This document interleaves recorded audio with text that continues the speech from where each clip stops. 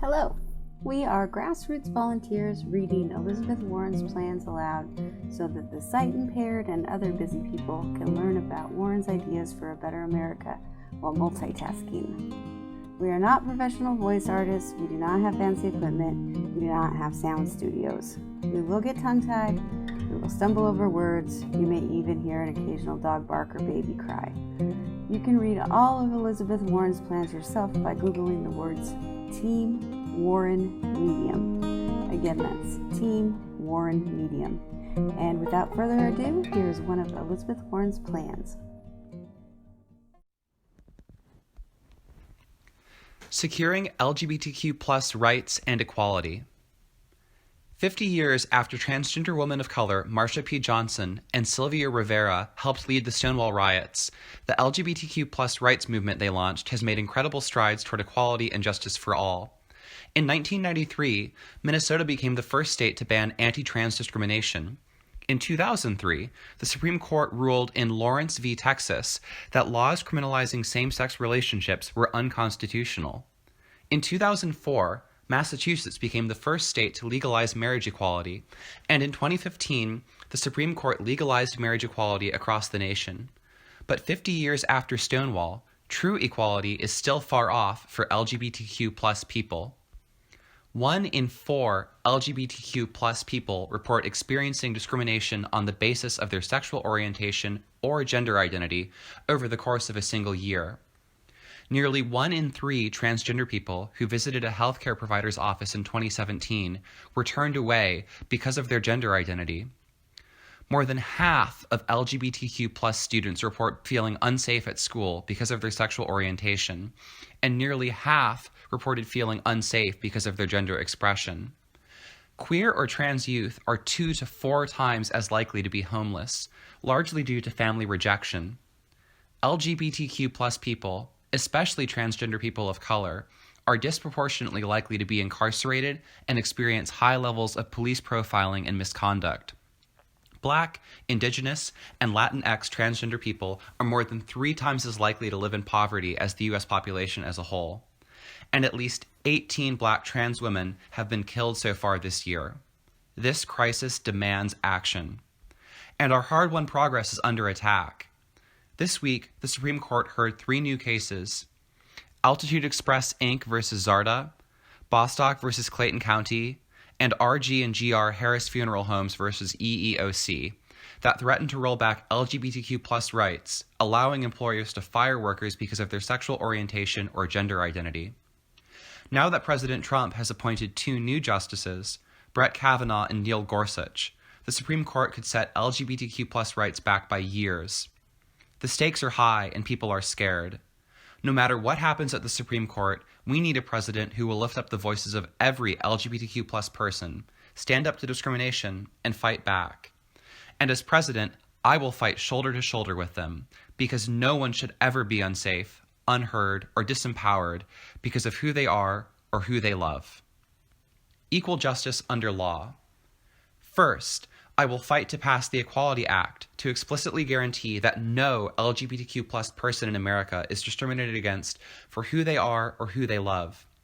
Today, federal law still does not expressly prohibit firing a transgender person because of their gender identity, evicting a bisexual person because of their same-sex partner moving in, or deliberately misgendering a non-binary student in the classroom.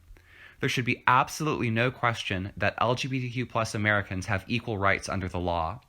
That's why I'm an original co-sponsor of the Equality Act, which would amend existing civil rights laws to explicitly ban discrimination on the basis of sexual orientation and gender identity in employment, housing, healthcare, education, public accommodations, credit, jury selection, and all federally funded services. And if Senate Republicans put small-minded partisanship ahead of protecting these rights, I will end the filibuster so that we have a path to getting critical legislation like the Equality Act passed. We must also prevent the weaponization of religion to discriminate against or harm LGBTQ+ people.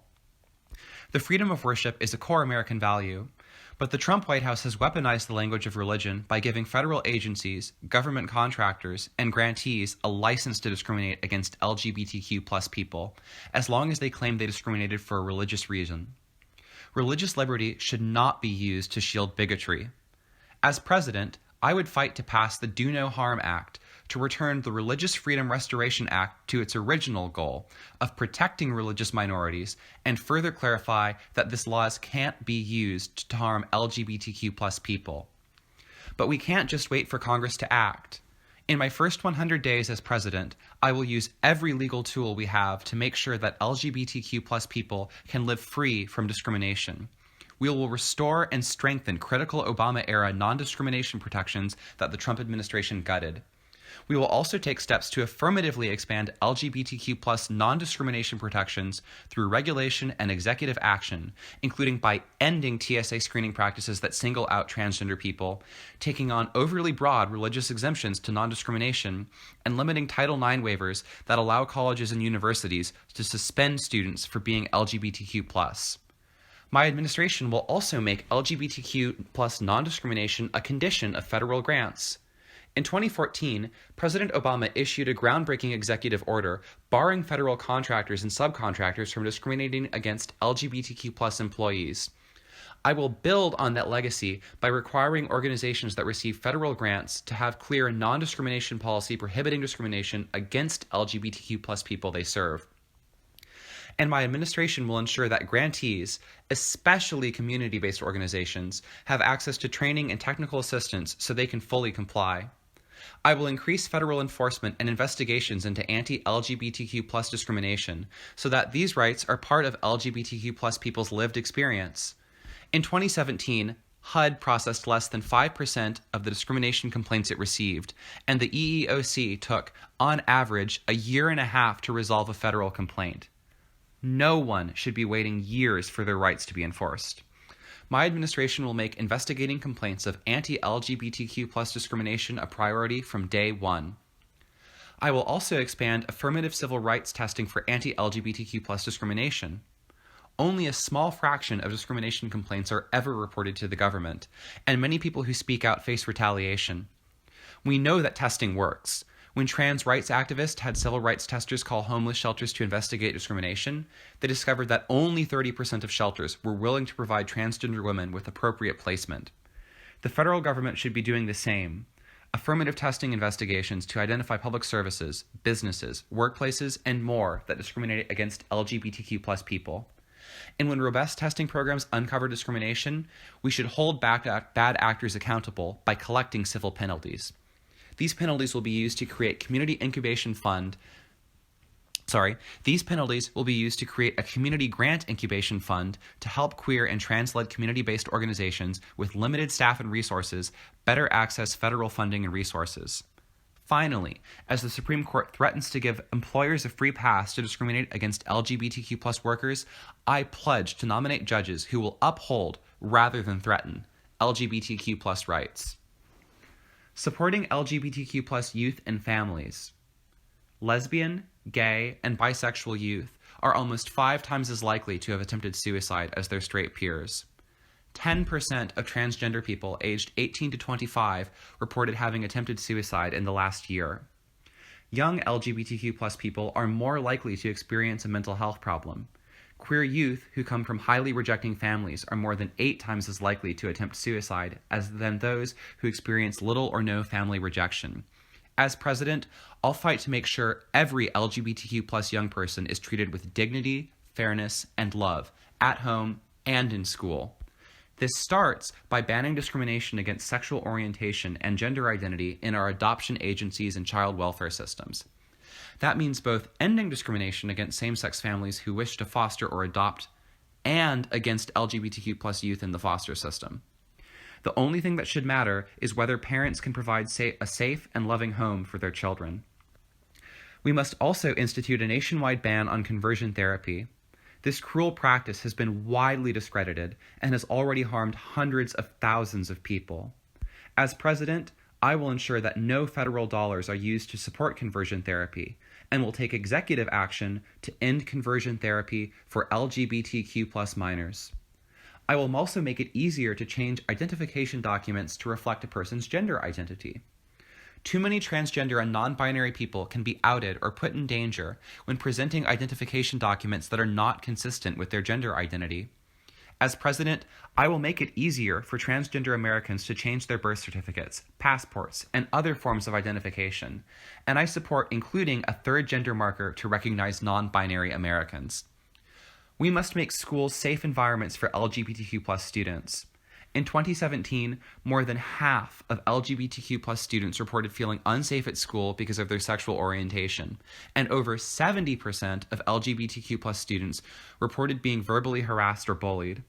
As a consequence, more than a third of LGBTQ+ students missed school during the previous month because they felt unsafe or uncomfortable.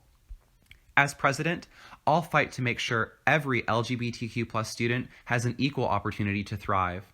I'll start by amending the Elementary and Secondary Education Act to require school districts to adopt codes of conduct that specifically prohibit bullying or harassment on the basis of sexual orientation or gender identity. I'll also direct the Education Department to reinstate guidance revoked by the Trump administration on transgender students' rights under federal law.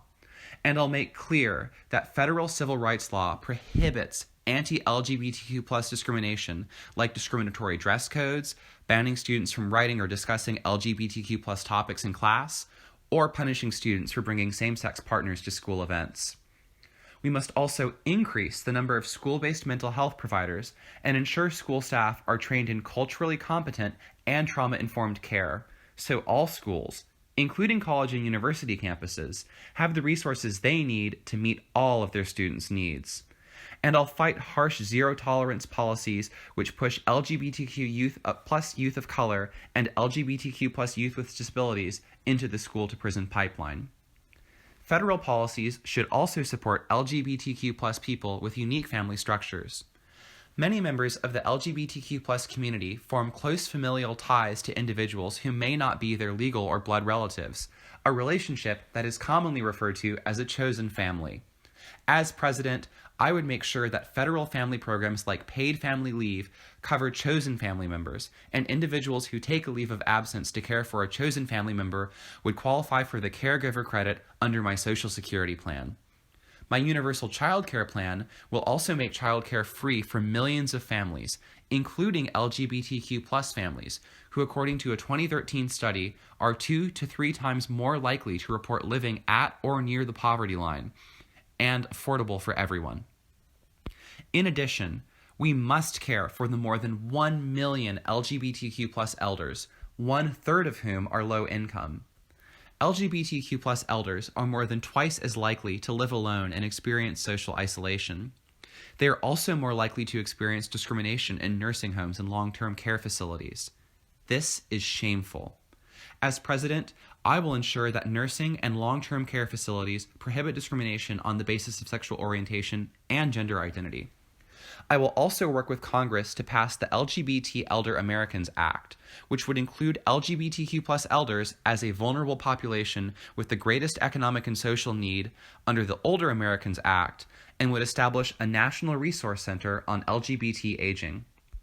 Finally, we must stand with the approximately 3 million LGBTQ plus people who live in rural communities across the country, including many LGBTQ plus people of color. LGBTQ plus individuals living in rural places face unique challenges, and we need to tackle them head on to ensure that everyone is free to live where they choose to live without fear of discrimination. That's why I have a plan to invest in rural communities, including by expanding access to broadband internet and boosting our investments in high-quality jobs. Affordable housing. Like all people, LGBTQ plus Americans deserve safe, affordable housing. But 23% of transgender people report experiencing housing discrimination, and more than 40% of Black transgender people report experiencing homelessness over their lifetimes. Homelessness is a particularly urgent issue for LGBTQ plus youth, who face high rates of family rejection and are more likely to experience homelessness than straight and cisgender youth. The consequences are devastating. Higher rates of physical and sexual assault, greater mental health risk, and additional obstacles to educational success. We must do more to break the patterns of family rejection that end with LGBTQ plus youth sleeping on the street or getting caught up in the criminal justice system. To start, my affordable housing plan will invest $500 billion over the next 10 years to build, preserve, and rehabilitate millions of housing units, decreasing rents by 10% and creating 1.5 million new jobs. We will dramatically increase the supply of affordable housing units, while also strengthening the non-discrimination provisions in the Fair Housing Act by specifically prohibiting discrimination on the basis of sexual orientation, gender identity, and the source of one's income, like a housing voucher, because landlords shouldn't be able to reject tenants based on what they look like, how they identify, or who they love. We will act to dramatically reduce the number of youth experiencing homelessness. As president, I will develop a comprehensive LGBTQ+ homelessness prevention program within the U.S. Interagency Council on Homelessness to give this problem the national attention it deserves. The program will research pathways into homelessness that disproportionately affect LGBTQ+ individuals, like family rejection, and work directly with LGBTQ+ youth of color and transgender youth experiencing homelessness to gather information on the particular barriers they face. I will also fight for programs that help LGBTQ+ youth once they become homeless, including reauthorizing and fully funding the Runaway and Homeless Youth Act, and ensuring that it includes robust non-discrimination protections. And I will support programs that help people experiencing homelessness secure employment and educational opportunities that will prevent them from being pulled back into homelessness. We also need to repeal laws that criminalize homelessness. These laws disproportionately affect communities of color and LGBTQ+ people, who as a result become further entangled in the justice system. Instead, we need to do more to ensure that individuals experiencing homelessness are provided with the services they need to get back on their feet. Empowering LGBTQ+ workers. LGBTQ+ workers, especially transgender workers, face broad discrimination in the workplace. 19% of transgender people report being fired, denied a promotion, or turned down for a job because of their gender identity or expression over the course of just 1 year, and nearly a third of transgender people report living in poverty. Returning power to working people will be the overarching goal of my presidency, and I will fight to make sure that LGBTQ+ people share equally in an economy that works for everyone. As president, I'll take executive action to fight LGBTQ+ workplace discrimination. I will enforce President Obama's executive order requiring federal contractors to have an LGBTQ+ employment non-discrimination policy. My administration will also appoint EEOC commissioners and NLRB members who support LGBTQ+ workers, issue regulations affirming LGBTQ+ people's equal rights in employment, and make those rights enforceable by banning federal contractors from using forced arbitration and collective action waivers to bar LGBTQ+ workers from suing if they are discriminated against at work. I'll push for landmark new anti-discrimination protections for workers. I will fight to enact the Be Heard in the Workplace Act, comprehensive legislation to end sexual harassment in the workplace and to extend protections against harassment to independent contractors and workers in companies with fewer than 15 employees. LGBTQ+ people face gender-based harassment at staggering rates, and it's time to end the loopholes that let companies sweep harassment under the rug. We also need to expand apprenticeships and job training programs to help more workers, including LGBTQ+ workers, secure high-quality employment opportunities. I have committed to investing $20 billion in apprenticeship programs and will direct the Department of Labor to establish apprenticeship programs in industries throughout the country, including in-home care, nursing, and hospitality. I will partner with Congress, use bold executive action, and leverage the federal procurement process to pursue the most progressive and a comprehensive agenda for workers since the New Deal. And I'll fight for LGBTQ+ workers' economic security in every way we can. I support raising the minimum wage to $15 per hour and have already committed to doing so for federal contractors. I'll ban contractors from asking applicants for past salary information and criminal histories. Because LGBTQ+ people are disproportionately criminalized and face high rates of wage discrimination, these policies harm LGBTQ+ workers. I'll also ensure that same-sex couples are treated equally under our tax code by passing my Refund Equality Act, which allows married same-sex couples to amend their federal tax returns and recoup money that they should have not had to pay the federal government had the federal government recognized their marriages. I am also open to decriminalizing sex work. Sex workers, like all workers, deserve autonomy and are particularly vulnerable to physical and financial abuse and hardship. Ending the criminalization of LGBTQ plus people. The criminal justice system should work to ensure safety for all. According to a 2015 report, transgender women are more than twice as likely to experience incarceration than the U.S. population as a whole, and nearly half of all Black transgender Americans are incarcerated during their lifetime. My plan to reform our criminal justice system recognizes that LGBTQ plus individuals, particularly LGBTQ plus people of color, face unique risks and are disproportionately harmed by the status quo. Local police officers are often an individual's first point of contact with the legal system and play a significant role in determining how well a person is treated in the system. But implicit bias can contribute to inaccurate and harmful perceptions of LGBTQ plus people, particularly LGBTQ plus people of color, leading to a greater surveillance and an increased risk of future interactions with the criminal justice system. That's why my plan increases funding for training on implicit bias and ensures that the best practices on law enforcement training are widely available across the country. I will also triple the funding of the Justice Department's Office of Civil Rights to allow for increased investigation of police departments and reverse former Attorney General Jeff Sessions' guidance limiting the use of consent decrees. And I support limiting qualified immunity, a legal rule used to block lawsuits against government officials for misconduct that has received criticism from across the ideological spectrum, to ensure law enforcement and police departments will no longer be shielded from accountability. Additionally, we must end practices that profit off of incarcerated people, like cash bail and fees for healthcare.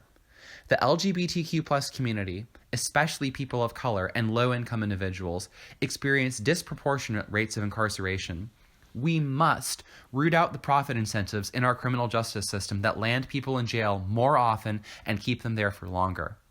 And I also support banning the legal defense that allows a defendant to use a victim's sexual orientation or gender identity to justify assault. The LGBTQ plus panic legal defense is inherently discriminatory, diminishes the value of LGBTQ plus people, and has no place in our justice system. We must also end solitary confinement and other practices that make prisons unsafe for LGBTQ plus people. While incarcerated, LGBTQ plus people experience unique threats to their safety, but these conditions should not be used to justify placing LGBTQ plus prisoners in solitary confinement, putting them at risk of even greater psychological distress. I will eliminate solitary confinement, implement a rigorous auditing program to ensure prisons are adhering to the Prison Rape Elimination Act, and prosecute prison staff who engage in misconduct. And I will direct the Bureau of Prisons to end the Trump administration's dangerous policy of imprisoning transgender people in facilities based on their sex assigned at birth, and ensure that all facilities meet the needs of transgender people, including by providing medically necessary care, like transition-related surgeries, while incarcerated. Fighting for equitable, inclusive, and gender-affirming healthcare. Decades of discrimination against LGBTQ plus individuals mean that many face significant barriers to getting healthcare when they need it. As a result, LGBTQ plus people often experience significantly more challenging healthcare conditions than heterosexual and cisgender people.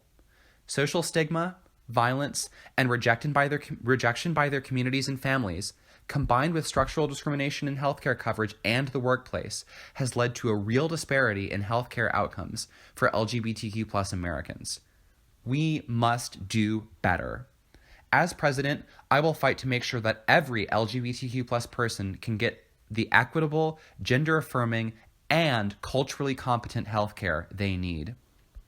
The first step toward eliminating LGBTQ plus health disparities is making sure that everyone has high-quality health coverage, and that means Medicare for all. LGBTQ plus individuals are more likely to be uninsured and to delay care because they can't afford it. And under our private insurance system, only 63% of employers who offer insurance to opposite-sex spouses also offer it to same-sex spouses. This is wrong. Your boss should not be able to decide whether a couple's marriage counts for coverage. Medicare for All will also ensure that LGBTQ plus people can get care no matter where they live. My plan for rural America creates a new designation that reimburses rural hospitals at a higher rate than what is currently available and boosts the federal government's oversight of mergers and anti-competitive behavior to keep local hospitals open. I will immediately work to repeal the Trump administration's terrible proposed rule permitting discrimination against LGBTQ+ people in healthcare. The new rule, if it goes into effect, will allow doctors to discriminate against LGBTQ+ patients, misgender transgender patients during the course of their care, and deny coverage for gender-affirming procedures. As president, I will ensure that LGBTQ+ people receive safe, affirming care from all providers. That means covering all medically necessary care for LGBTQ+ patients under Medicare for All and allowing providers discretion to deem gender-affirming procedures as medically necessary based on an individual assessment.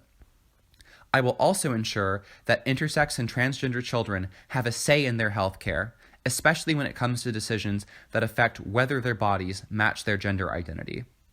I will also protect reproductive health care from right-wing ideologues.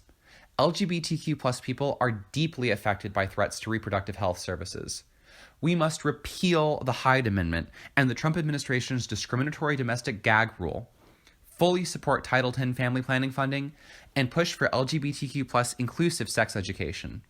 I have also called on Congress to pass new federal laws that ensure birth control and abortion care for all people, and I will fight for comprehensive reproductive care under Medicare for All. The LGBTQ+ community is also at higher risk for mental health issues. Under Medicare for All, every person will have comprehensive mental health coverage. Over 41% of transgender people have attempted suicide at some point, compared to just 4% of the general population, which is why I would also push to strengthen the National Suicide Prevention Lifeline to better serve at-risk populations, like LGBTQ+ youth, by routing LGBTQ+ callers to dedicated organizations staffed by people trained to handle the unique pressures and issues LGBTQ+ callers face. It's also time to end the discriminatory blood donation ban for gay and bisexual men. For decades, the FDA has banned gay and bisexual men from donating blood. This ban is outdated, discriminatory, and reduces the already scarce blood supply. I helped lead the fight against this discriminatory ban and pushed the FDA to change its policies. While this change was an improvement, it does not go far enough. As president, I would lift this ban completely and make sure that any restrictions around blood donations are grounded in science and based on individual risk factors. Finally, I will support greater diversity in medical research. LGBTQ+ individuals, particularly bisexual and transgender individuals, have been especially underrepresented in clinical trials, making it tougher to identify and address their health disparities. As president, I will direct the FDA to work with drug companies to increase the enrollment of underrepresented populations in clinical trials, ensuring that treatments work well for all of us. Ending the HIV/AIDS epidemic.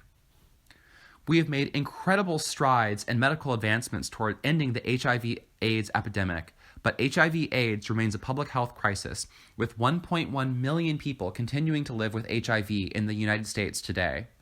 A majority of these people are LGBTQ+, are from communities of color, and are contending with multiple barriers that prevent them from getting the care they need. We must demand more for them and their futures. First, I will fight to increase funding for federal HIV/AIDS programs and research like the Ryan White program, including the Minority HIV/AIDS initiatives and HIV/AIDS treatment and cure research at the National Institutes of Health. While Medicare for All will significantly help people with HIV/AIDS obtain care, it is important to continue to fund these programs. We must also decriminalize HIV transmission. In 2018, 26 states still had laws on the books criminalizing HIV exposure. These laws are completely at odds with the scientific advances of the last 2 decades, which have dramatically improved treatment of HIV and have eliminated the likelihood of transmission in individuals who adhere to treatments and have suppressed the virus. These laws contribute to greater stigmatization and discrimination and further discourage people from getting tested and treated. As president, I will work to pass the Repeal Existing Policies and Encourage and Allow Legal HIV Discrimination Act. to review federal and state laws and regulations that discriminate against and criminalize people living with HIV.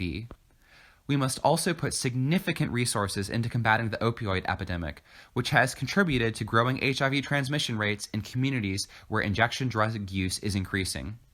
My colleague, Representative Elijah Cummings, and I have introduced comprehensive legislation to end the opioid crisis and fight substance abuse.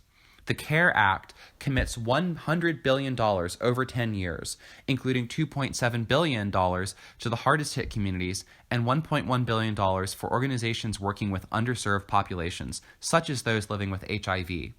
These funds will also support community health organizations in their work on other substance abuse issues, like the rising use of methamphetamine in the LGBTQ+ community. And we should publicly manufacture a PrEP, lowering costs and making the drug available to more people. Pre-exposure prophylaxis, PrEP, is a drug that can reduce the risk of HIV from sexual activity by up to 99%.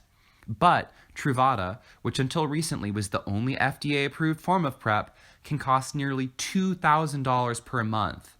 My Affordable Drug Manufacturing Act allows HHS to manufacture generic drugs when no company is manufacturing a drug, or when fewer than 3 companies are manufacturing the drug and the price of the drug has spiked.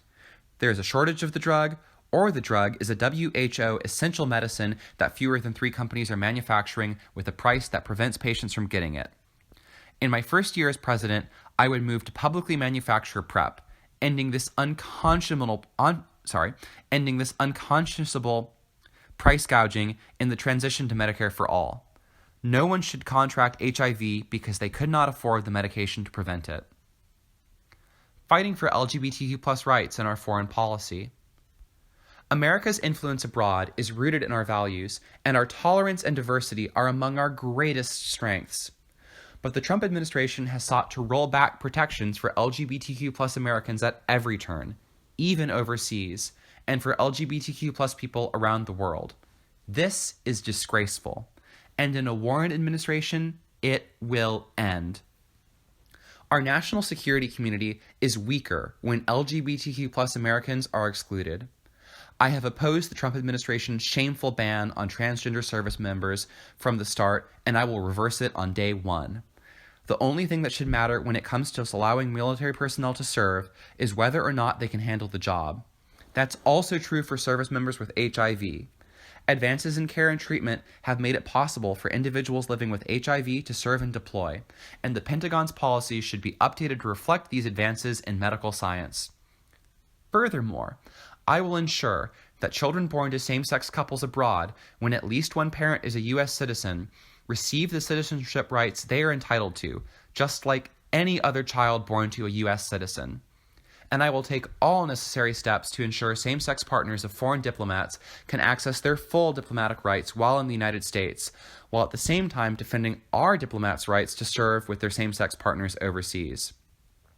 The U.S. was one of the first places to begin granting asylum claims based on sexual orientation and gender identity, but the Trump administration's cruel anti-immigrant and refugee policies have made it increasingly difficult for all asylum seekers, including LGBTQ+ asylum seekers, to resettle in the United States, leaving them to return to places where they are at greater risk of sexual and gender-based violence.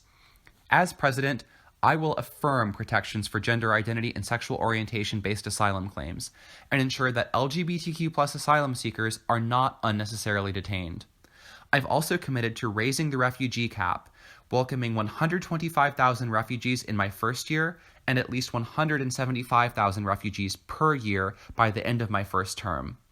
And I will significantly reduce immigration detention, where undocumented LGBTQ+ people, and particularly trans women of color, are highly vulnerable. The Trump administration has undermined our nation's leadership on LGBTQ+ equality at every turn. But as president, I will embrace a multilateral approach to support LGBTQ+ rights, including by returning the United States to the United Nations Human Rights Council and recommitting to the Global Equality Fund to support LGBTQ+ movements in other countries. I will also put the full muscle of the State Department behind protecting human rights for LGBTQ+ people globally.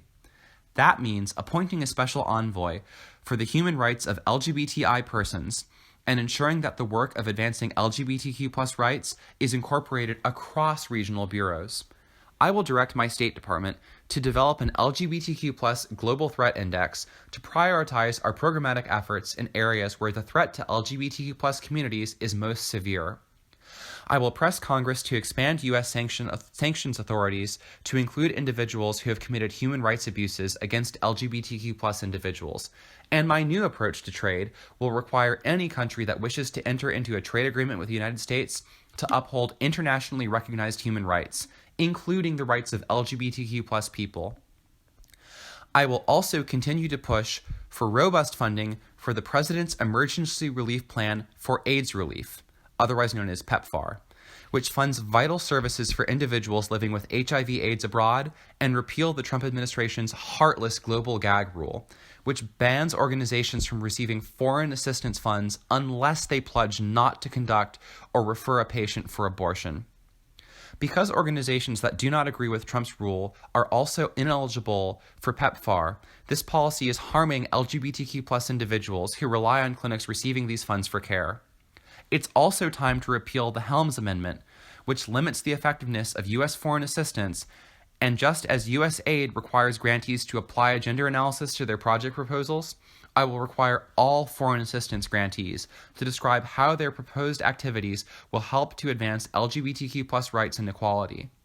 And I will prohibit grantees from discriminating against individuals based on their sexual orientation or gender identity in implementing any taxpayer-funded programs. Improving LGBTQ+ data collection. The Trump administration's onslaught of regulatory rollbacks has been accompanied by a deliberate erasure of the LGBTQ+ community in government surveys and websites. As president, I will immediately begin working with our LGBTQ+ allies to restore information on LGBTQ+ issues to government websites.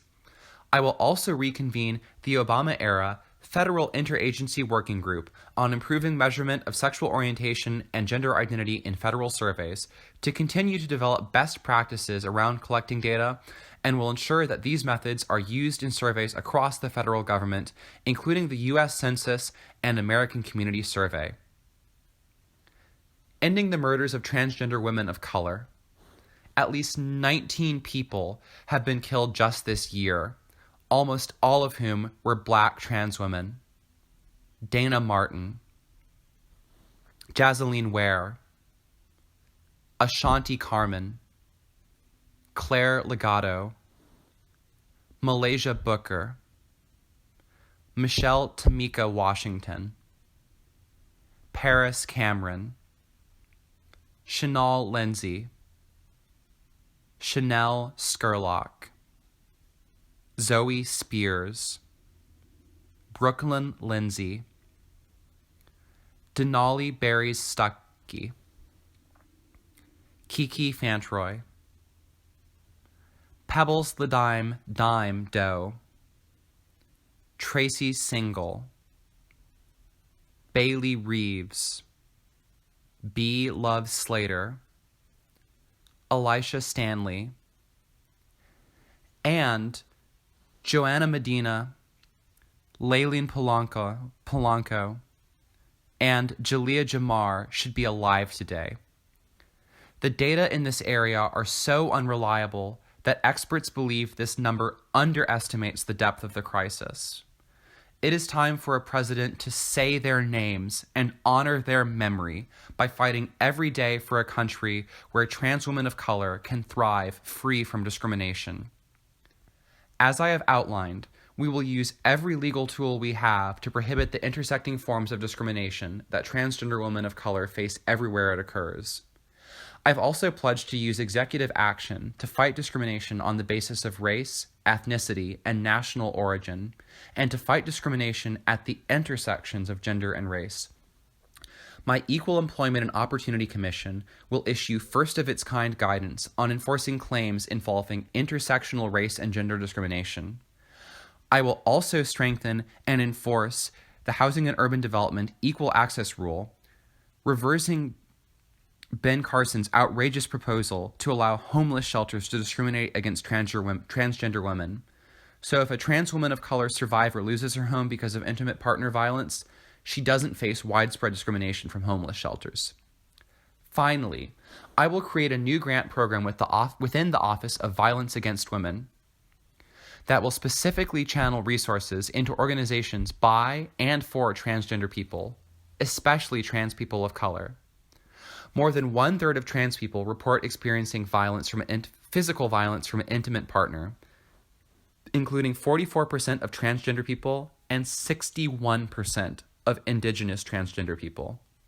Yet only a small percentage of funds authorized by the Violence Against Women Act to provide services to survivors of sexual and domestic violence are directed towards organizations dedicated to meeting the unique needs of LGBTQ+ survivors. We must do a better job of directing federal resources toward organizations that are developed by and for the populations we are seeking to serve. And in the case of intimate partner violence, LGBTQ-specific organizations can be more successful in addressing the risks that those in this community face. The path to LGBTQ+ equality is far from over, but shoulder to shoulder, I will fight for LGBTQ+ equality in solidarity with the leaders and organizers who have been at the helm from the very beginning. Because when we organize together, when we fight together, and when we persist together, we can win.